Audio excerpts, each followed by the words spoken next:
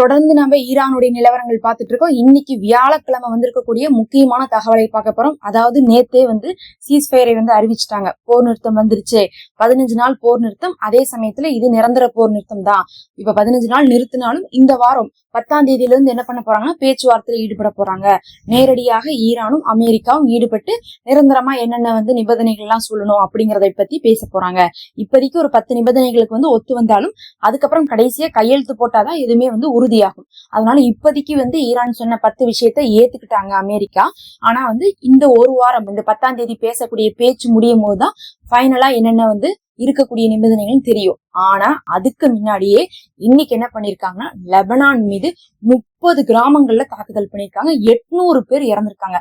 இதை நம்ம எதிர்பார்த்திருக்கவே முடியாதுன்னு சொல்லலாம். இந்த கோலை நெத்தனியாக என்ன பண்றாரு, ஒரு பக்கம் இந்த ஈரானை நம்ம என்ன பண்ணிட்டோம், போர் நிறுத்தத்தை கொண்டு வந்துட்டோம், இனி ஈரான் நம்மளை அடிக்க மாட்டாங்க, ஹவுதீஸ் நம்மளை அடிக்க மாட்டாங்க அப்படிங்கக்கூடிய தைரியத்துல லெபனானை யார் கேட்க போறாங்கன்னு போட்டு அங்க நேத்து முழுவதும் தாக்குதல் ஜாஸ்தி. போர் நின்றுச்சுன்னு சொல்லிட்டு அதை பத்தி தான் எல்லாரும் பேசிட்டு இருந்தோம். ஆனா கடைசியில என்ன ஆச்சுன்னு பாத்தீங்கன்னா அங்க இருக்கக்கூடிய நெத்தன்யாகு இதுதான் சான்ஸ் அப்படின்னு சொல்லிட்டு முழுக்க போய் லெபனானை காலி பண்ணிட்டு இருக்காரு. காரணம் என்னன்னா அந்த ஏரியா ஃபுல்லா பஃபர் ஜோன் அமைச்சு அதை இஸ்ரேலோடு சேர்க்கணும்ட்டு. ஏன்னா காசால எந்த ஒரு வெற்றியும் இவங்க பெற்றுக்கொள்ளல.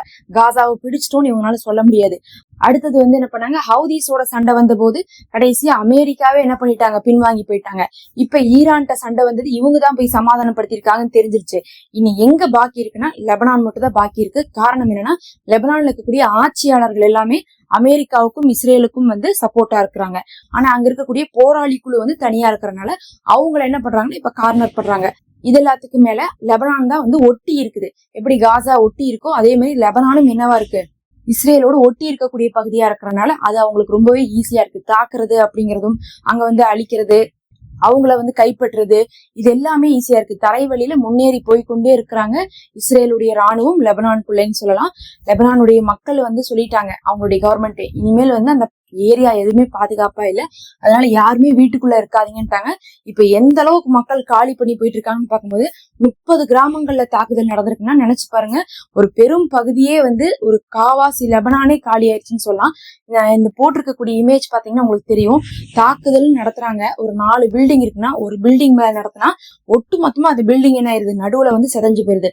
ஒட்டு மொத்தமா ஒரு 40 மாடி பில்டிங்க கூட ஒரே அடியில என்ன பண்ணிடுறாங்க, இஸ்ரேல் சாச்சிடுறாங்க. இதுக்காகனா அது பங்கர் பிளாஸ்டர் போட்டு அந்த மாதிரி தாக்குதலை பண்ணிட்டோம்னா அங்க ஒட்டுமொத்தமாகவே மக்கள் இருக்க முடியாதுன்னு கொண்டு வரணும். வெறும் தாக்குதலை செய்துட்டு இருந்தா மக்கள் இருப்பாங்க. ஆனா முழு கட்டிடங்களையும் அழிக்கும் போது மட்டும்தான் மக்களே அங்க இருக்க மாட்டாங்க.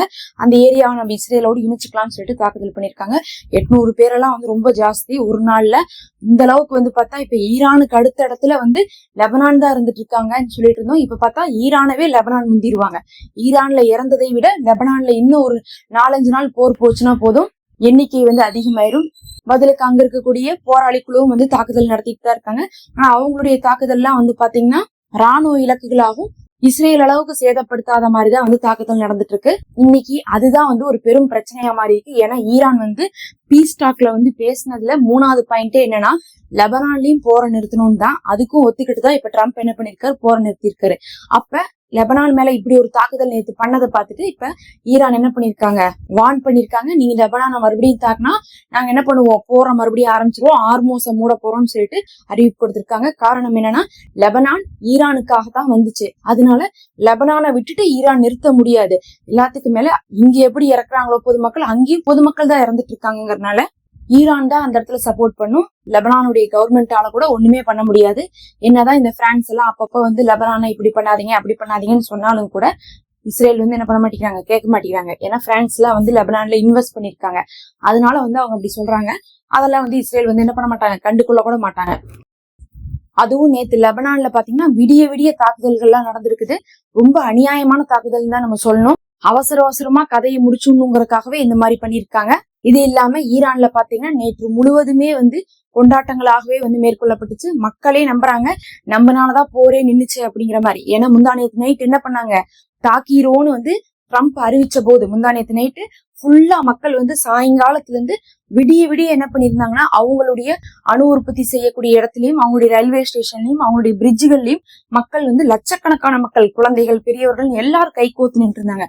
அதை பார்த்ததுக்கு பிறகுதான் ட்ரம்பால ஒண்ணுமே செய்ய முடியாத ஒரு நிலைமையாயிருச்சு. மக்களே இந்த அளவுக்கு துணிஞ்சிட்டாங்க அப்படிங்கும்போது நம்ம தாக்குதலை செய்தோம்னா நம்ம மேல என்ன பண்ணிருவாங்க, உலக நாடுகளே ஆக்ஷன் எடுக்க ஆரம்பிச்சிருவாங்க, ஆட்சி பறி போயிரும் சொல்லிட்டு ட்ரம்ப் அவசரமா சமாதானத்துக்கு ஒத்துக்கிட்டு போற நிறுத்தினாரு. அதனால அந்த மக்கள் என்ன பண்ணிருக்காங்க, இப்ப கொண்டாடி தீர்த்திருக்காங்க. அடுத்தது சீக்கிரமே அலி கமேனி அவர்களுடைய இறுதி சடங்கு நடத்தப்படும்னு சொல்லப்படுது. அநேகமா வெள்ளிக்கிழமை அவங்க நடத்துவாங்கன்னு எதிர்பார்க்கப்படுது. அடுத்தது போர் வேண்டாம் வேண்டான்னு சொல்லி கேள்விப்பட்டிருக்கோம். போர் வேணும்னு சொல்லி கேள்விப்பட்டிருக்கீங்களா? யுஏஇயுடைய தூதர் சொல்லியிருக்காரு. யூசுப் அல் உடைதா அப்படின்னு சொல்லக்கூடிய அந்த நபர் என்ன சொல்லி வச்சிருக்காருன்னா, அவர் முக்கியமான ஒரு தூதர், மிகவுமே ஒரு புகழ் பெற்றவர்னு சொல்லலாம். அவருதான் இன்னைக்கு சொல்லி வச்சிருக்காரு, எதுக்கு போற நிறுத்துறீங்க, நம்ம என்ன பண்ணோம், ஈரானுடைய அச்சுறுத்தலை எதிர்கொள்ள வேண்டும் அப்படிங்கிறாங்க. ஈரானுடைய அச்சுறுத்தலை எதிர்கொள்ள வேண்டும்னா நீங்க பயப்படாதீங்க. ஈரான் சொன்னதுக்கெல்லாம் கேட்டுட்டு நீங்க என்ன பண்ணிருக்கீங்க, இப்ப போற நிறுத்திருக்கீங்க, பயப்படாதீங்க, அவங்க என்ன பண்ணாலும் சரி நம்ம நடவடிக்கை எடுக்கலாம், நம்ம போய் சண்டை போடலாங்கிறாங்க. என்னமோ இவங்க ஈரான் தீவிரவாத குரூப் மாதிரியும் அவங்கள இவங்க போய் என்ன பண்றாங்க அடக்குற மாதிரியும் பேசுறாங்க. ஃபர்ஸ்ட் பிரச்சனையை ஆரம்பிச்சதே அமெரிக்காவும் இஸ்ரேலும் தான். சும்மா இருந்த நாட்டை போய் என்ன பண்ணிருக்காங்க, தாக்கியிருக்காங்க. தாக்குனாலதான் திருப்பி அவங்க அடிக்கிறாங்க. இப்ப அந்த போர்ல அடி வாங்க முடியாம அமெரிக்காவே நிறுத்தும் போது என்ன பண்றாங்க, யுஏஇல நிறுத்தாதீங்க, எதுக்கு நிறுத்துறீங்க, அவங்களுக்கு எல்லாம் பயப்படணும்னு அவசியம் இல்ல, அவங்க மேல நம்ம நடவடிக்கை எடுக்கலான்னு இருக்காங்க. பத்தாவதுக்கு இதை மட்டும் சொல்லாம என்ன பண்ணிருக்காங்க, 2 தாக்குதலை வேற என்ன பண்ணிருக்காங்க இப்ப ஈரான் மேல செஞ்சிருக்காங்க. இதுவரை யுஏஇ நேரடியாக தாக்குதல் செய்யவே இல்லை. ஆனா நேற்றைய தினத்துக்கு அந்த போர் நிறுத்தத்துக்கு முன்னாடி வந்த தகவல் என்னன்னு பாத்தீங்கன்னா, 2 தாக்குதல்கள் ஐக்கிய அரபகம் என்ன பண்ணிருக்காங்க, ஈரான் மேல செஞ்சிருக்காங்க. போர் நின்றுச்சுங்கிறதுக்காக என்ன பண்ணிருக்காங்க, ஈரான் விட்டு வச்சிருக்காங்க. இதே ஒருவேளை சமாதானம் வராம இருந்துச்சுன்னு வச்சுக்கோங்க, பதிலுக்கு யுஏஇ என்ன பண்ணிருப்பாங்க, நல்லா அனுபவிச்சிருப்பாங்க. ஜஸ்ட் மிஸ்ல போர் நின்றனால யுஏஇ இப்படி ஒரு தெம்பா பேசிட்டு இருக்காங்க. அப்ப யுஏஇ தாக்குற கூட ரெடியாகி, போர் செய்யறதுக்கும் ரெடியாகி தான் என்ன பண்ணிருக்காங்க, அட்டாக் பண்ணிருக்காங்க. கரெக்டா அந்த சமயம் பார்த்து போர் நின்றனால திருப்பி மறுபடியும் அடிக்க முடியாம என்ன பண்ணிருக்காங்க, 2 பக்கமுமே நிறுத்தி வச்சிருக்காங்க. ஆனா யுஏஇ பார்த்தா எந்த அளவுக்கு போயிருக்காங்கன்னா, நம்ம இதுவரை கேள்விப்பட்டுட்டே இருந்தோம், சவுதி என்ன பண்றாங்க, சப்போர்ட் பண்றாங்க மறைமுகமான்ட்டு. ஏன் மறைமுகமா சப்போர்ட் பண்றாங்கன்னா, சவுதி நேரடியா சப்போர்ட் பண்றதுக்கே பயந்துப்பாங்க. எல்லா உலக நாடுகளுமே ஏற்கனவே முஸ்லிம்கள் எல்லாமே ஈரான் பக்கம் நிற்கும் போது சவுதி அந்த கெட்ட பேரை வாங்கிக்க வேணாங்கிறதுக்காகவே மறைமுகமா மட்டும் சப்போர்ட் பண்ணாங்க. அவங்களுடைய இந்த பிரின்ஸ் சுல்தான் ஏர்பேஸ் எல்லாம் கொடுத்துட்டு என்ன பண்ணாங்க, அமுக்கமா இருந்தாங்க. பத்தாவதுக்கு அலி கமேனியை தாக்குறதுக்கான தகவலையே சவுதி தான் கொடுத்தாங்கன்னு சொல்லிட்டு யுஏஇ ஆல்ரெடி கிளைம் பண்ணியிருந்தாங்க. அது கூட பாத்தீங்கன்னா சவுதி பெருசா எதுவுமே மறுப்பெல்லாம் தெரிவிக்கல. இது இல்லாம ட்ரம்ப் வேற சொல்லியிருந்தாரு, இன்னும் நெத்தன்யாகுமே சொல்லியிருந்தாரு, எங்களுக்கு சவுதி இந்த விஷயத்துல ரொம்ப உறுதுணையா இருக்காங்க அப்படின்லாம் என்ன பண்ணியிருந்தாங்க, வெளிப்படையாகவே பேசியிருந்தாங்க. அதனால சவுதி மறைமுகமா செஞ்சுட்டு இருந்தாலும் யுஏஇ எந்த அளவுக்கு இறங்கிட்டாங்கன்னு பார்த்தா, பேருக்குதான் அது முஸ்லிம் நாடு, மத்தபடி யூதர்களோட சேர்ந்துட்டு ஏற்கனவே இஸ்ரேல தனி நாடாக இவங்க அங்கீகரிச்சு வச்சவங்க தான். இப்ப என்ன பண்ணிருக்காங்க, இந்த போர் ஆரம்பிச்சதுல ஈரானை அழிச்சிடணும்னு இருக்காங்க. அதுவும் எப்படி கேட்டிருக்காங்கன்னா, இந்த ட்ரம்ப் என்ன சொன்னாரு, உங்களுடைய ஒட்டுமொத்த சாம்ராஜ்யத்தையுமே நாங்க அழிச்சிருவோம், எந்த ஒரு அடையாளம் தெரியாத அளவுக்கு உங்களை பண்ணிடுவோம், அப்படிங்கிற அளவுக்கு உங்களுடைய சிவிலைசேஷனே இருக்காதுன்னு பேசியிருந்தாரா. அதை நம்ம செய்யலாம் அப்படிங்கிற மாதிரி என்ன பண்ணிருக்காங்க, யுஏஇ கூப்பிட்டுருக்காங்க, வாங்க அழிச்சு விட்டுருவோம், எதுக்கு ஈரான் ஒண்ணு இருக்கணும் அப்படின்னு இருக்காங்க. யுஏஇயை பொறுத்தளவுக்கு இந்த போரை பயன்படுத்தி ஈரானை அமெரிக்காவும் இஸ்ரேலும் அழிச்சிட்டா போதும், நேரடியா நம்ம இறங்கிடலாம், மத்த நாடுகளெல்லாம் நம்ம யோசிக்கவே தேவையில்ல, யார் வந்தாலும் வராட்டினாலும் சரி, யார் நம்ம மேல என்ன பழி போட்டாலும் சரி, இறங்கிடலாங்கிற தைரியத்துலதான் கடைசியா இறங்கி இருந்திருக்காங்க. இறங்குன நேரமா பார்த்து இப்ப போர் நின்று இருக்குது.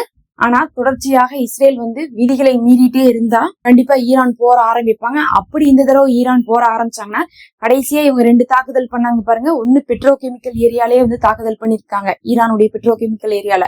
அதுக்கெல்லாம் என்ன பதில் கொடுப்பாங்க அப்படிங்கறது யுஏஇ அப்பதான் அனுபவிப்பாங்க. இதெல்லாம் தான் இப்ப தகவல். நம்ம அடுத்த ஒரு காணொளியில சந்திப்போம்.